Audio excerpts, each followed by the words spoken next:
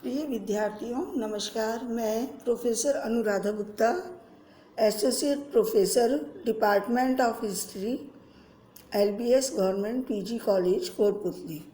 आज के इस वीडियो लेक्चर में हम MA फाइनल हिस्ट्री का पेपर 5 जिसका नाम है main trends in history and culture of Rajasthan का जो टॉपिक पढ़ेंगे उस टॉपिक का नाम है hub of chalcolithic and copper age cultures in Rajasthan. आज हम चालकोलिथिक एज में आहड़, बालाथल और गणेश्वर सभ्यता के विषय में पढ़ेंगे। लेकिन विद्यार्थियों, इससे पूर्व मैं आपको ये ताम्र पाषाण या ताम्र कांस्यकालीन सभ्यता क्या थी, इसकी क्या प्रमुख विशेषताएं थी, इसके विषय में आपको बतलाऊंगी।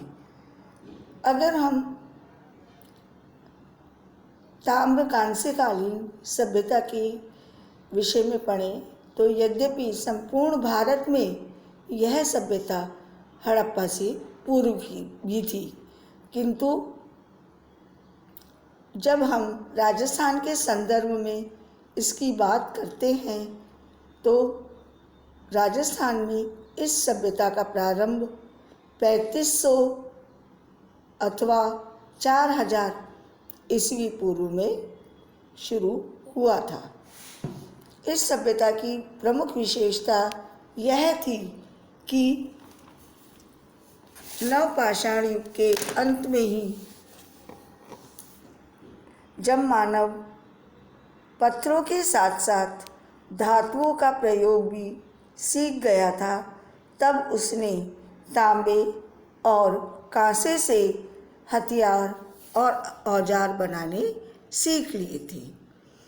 ऐसा माना जाता है कि भोजन पकाने के लिए पत्थरों की बनाई हुई भट्टी अथवा चूल्हे का उपयोग जब मानव करने लगा तो उसे इस भट्टी से पत्थरों के साथ जो धातु मिला, उस धातु को ही उसने ठोक पीट कर और उसे शेप देकर, आकार देकर हथियार एवं औजार बना लिए।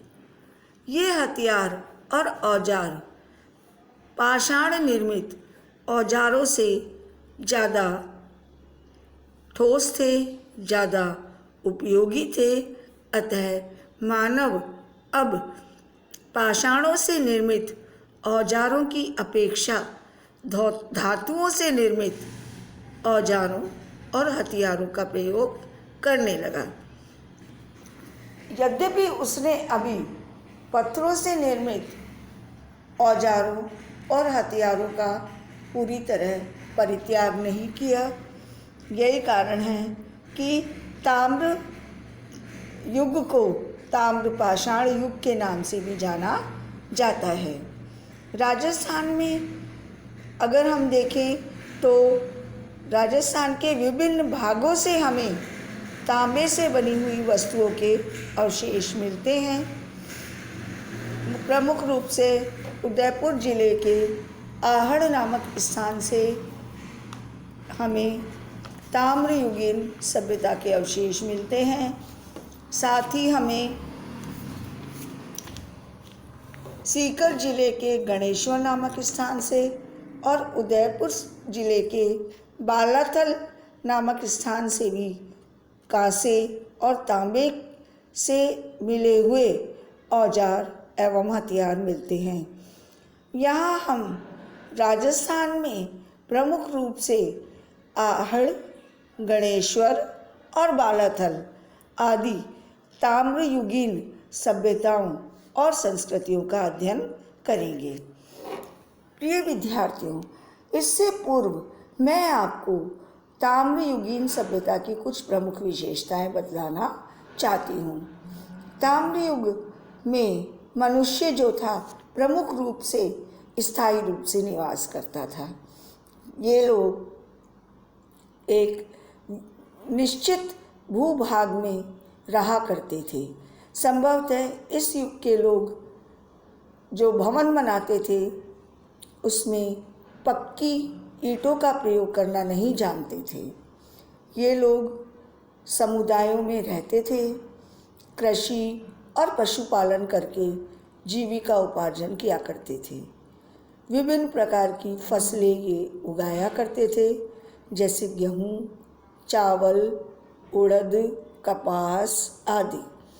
पशुओं में भेड़, बकरी, गाय, भैंस, ऊँट आदि ये पाला करते थे। इस संस्कृति के लोग वस्त्र बुनने की कला से परिचित थे। साथ ही मिट्टी के बर्तन चाक पर बनाया करते थे।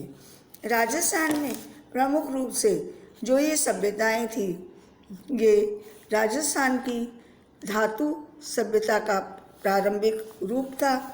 इन्हें अपने औजार और हथियार बनाने के लिए तांबा अथवा कांसा आराम से आसपास से ही मिल जाया करता था।